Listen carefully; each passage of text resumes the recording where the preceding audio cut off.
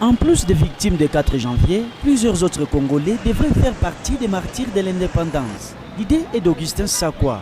L'historien considère plus les loyaux services qu'ils auraient rendus à la nation ou encore l'orthodoxie dans la gestion du trésor public. Concrètement, Augustin Sakwa veut que les officiels congolais considèrent aussi beaucoup de ceux qui se sont sacrifiés pour le pays dans divers domaines. C'est à l'image de l'armée où le sang ne cesse de couler depuis la période coloniale jusqu'à ces jours.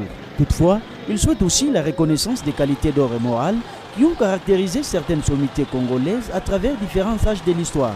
Je voudrais par exemple prendre l'exemple de notre premier président, Joseph Kasavubu, de par ses actes, de par le respect du budget. Nous avions à l'époque un budget de 450 millions de francs belges.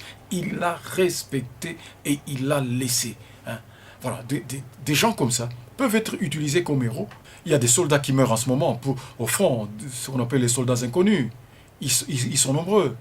La place de la Poste, à l'endroit où il y a le monument de Moïse Tshombe, c'est une tombe d'un soldat inconnu. Pour cela, il veut encore la rupture d'avec la caméra historique qui aurait été orientée pour mettre en valeur la gloire partisane. Et la plupart des fêtes que nous avons maintenant, la plupart de ce que nous appelons martyrs aujourd'hui, sont des martyrs que nous avons hérités de l'histoire politique du moutisme.